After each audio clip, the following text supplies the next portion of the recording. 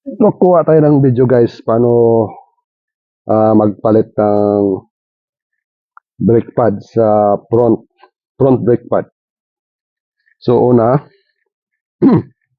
para sigurado kayo, uh, maglalagay muna kayo ng jack stand bago nyo alisin yung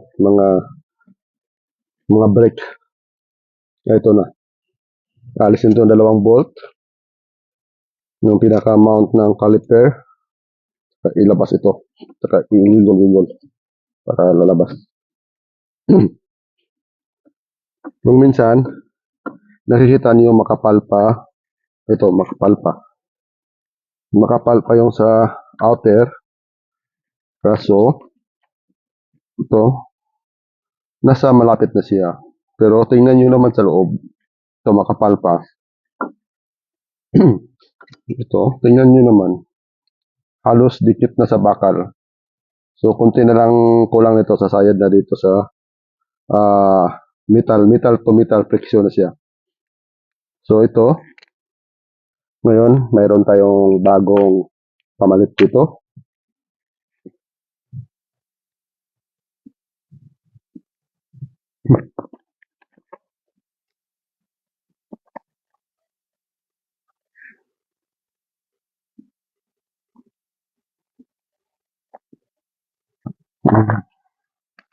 Ito ang brand niyan.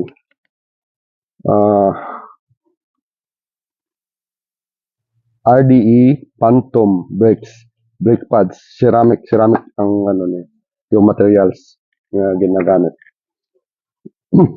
Ito makikita nyo dalawang klase itong brake pad.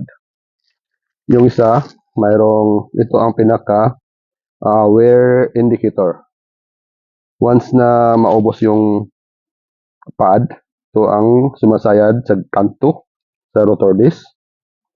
At pag sumayad na ito dito, metal to metal friction, marinig niyo pag nag-brake kayo ng yung noise na parang metal to metal contact na siya. Ito na siya, maririnig niyo. Ibig sabihin, na manifest na yung brake pad ninyo. Okay? Saka ito, mayroon po siyang palatandaan pag magkabit. Ito, makita nyo, mayroon dalawang klase. Ito ito. Ito siya. Ang iba naman, yung mga front brake pad, walang ganito na klase. Pero ito mayroon siya. Pero usually, nakakabit ito nasa loob. Hindi dito. Hindi dito. Sa loob siya nakakabit. So, ngayon, kakakabit ko na siya. Ito, ilalagay ko siya dito. Sa loob. Pwede naman siya ilalagay dito, kaso, mas maganda nandito sa loob ilalagay. Kasi, dito siya nakalagay lagi. Sa loob.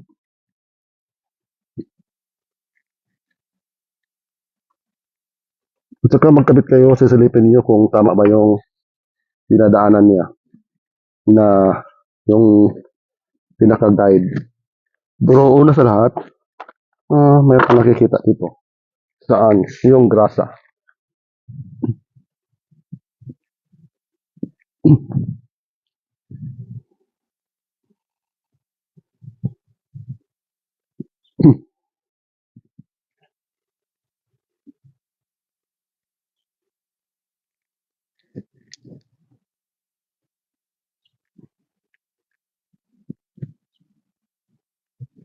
Dito siya, itong grasa na to, dito siya ilalagay sa loob. Pero, sa tingin ko, okay pa naman yung ano niya. Kasi wala naman siyang leak eh. Pero, lagyan ko na lang siya para sigurado. Dito. Kasi minsan pag nag-stack ito, hindi maganda ang movement niya. Tsaka yung wearing sa brake pad, di pantay. Kasi minsan, pag nag-stack to, lagi lang sumasaya dito sa gilid. So ngayon, kakabit ko siya. Mayroon na siyang grasa. Okay. Nilagyan ko na isa. So tandaan nyo, huwag nyo pagpalitin ito dalawa. Kasi yung isa nito, mayroong pinaka-rubber sa dulo. Tsaka minsan iba-ibang haba. So, huwag niyo yung pagpalitin. Kailangan kung saan siya galing, doon niyo siya babalik. Para maganda ang trabaho. Walang hindi pabalik-balik.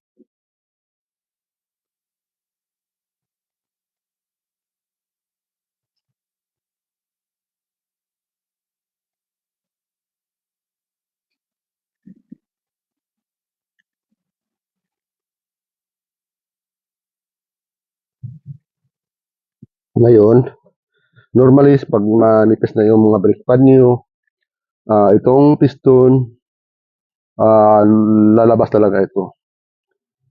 So, gagamitan natin siya ng tools para maganda na makabalik siya ng maayos.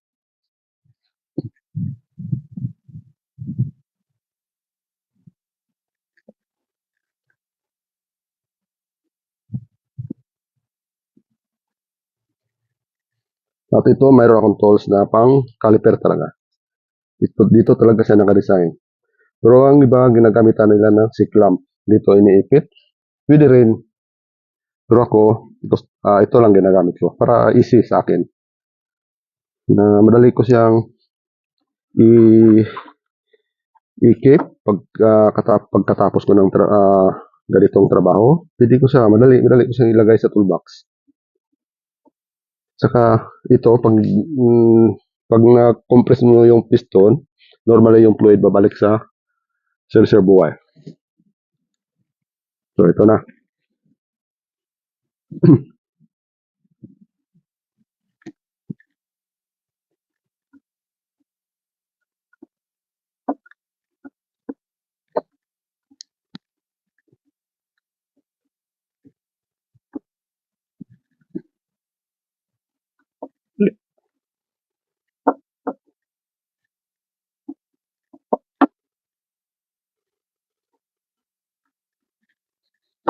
Pag nagpalit kayo ng brake pad, halimbawa, isang side lang nakita nyo na manipis, dapat dalawa na. Kabilaan na papalitan nyo na. Huwag nyo yung palitan na isa lang. Kasi pag bumili kayo ng brake pad, isang set ang bibigay sa iyo. So, ikabit mo na lahat para pantay sila ang kapit. So, ito na. Ito, lalagyan ko lang siya ng kunting grasa. Saka dito. Sa, niya, yung retainer. May ba tinatawag na hardware. Pares-pares lang yan.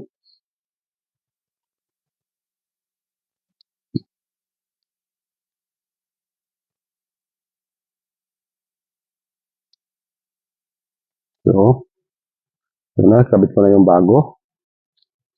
So, may guide dito siya para papasok. Saka silipin nyo ng maayos kung tama ba yung pinapasokan niya. Yeah, easy. So, ngayon, ito, isa. Madali lang maggawa nito. Pag tandaan mo lang lagi kung paano mo siya inalis sa pagbalik.